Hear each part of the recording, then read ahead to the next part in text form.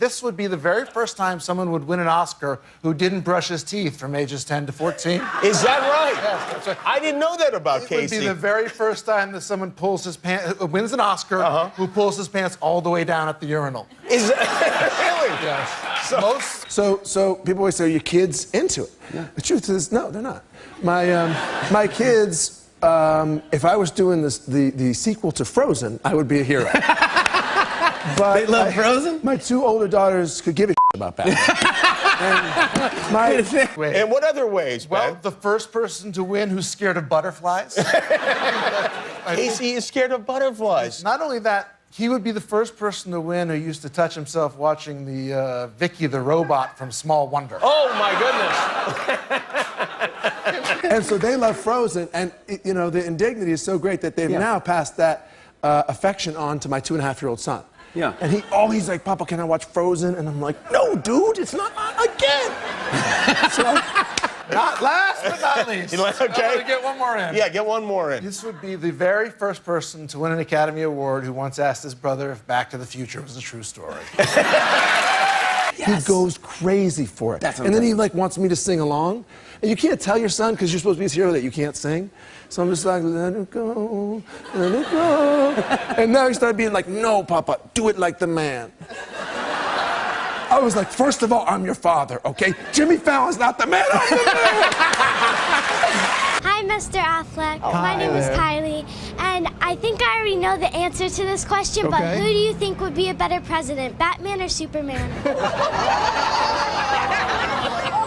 You know, I think they'd both be great candidates. You were an actor as a child. I was. I did do some child acting. I wasn't like the child actor who, you know, like, luckily I didn't end up on a show and get famous and go on crack and go crazy. Yeah, yeah. You actually had a childhood.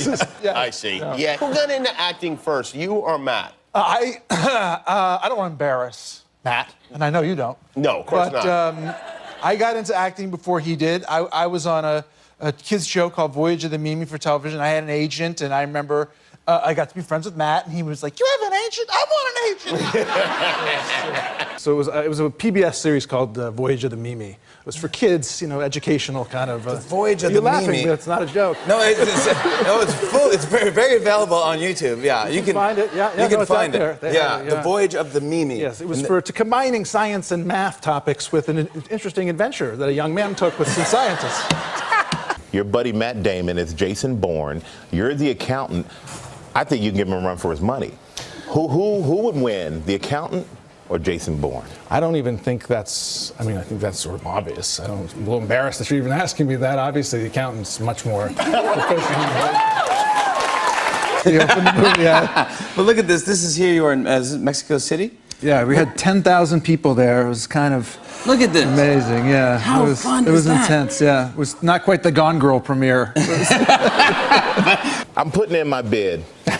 Here's $10. Okay. All right, that's part of it. Well, this is, I'll buy your entry. I mean, it's to me, honestly, I would pay just to hang out with Tom Brady. I don't know. Me and Matt are sort of the sideshow. It's like, well, there's a Jets fan over there.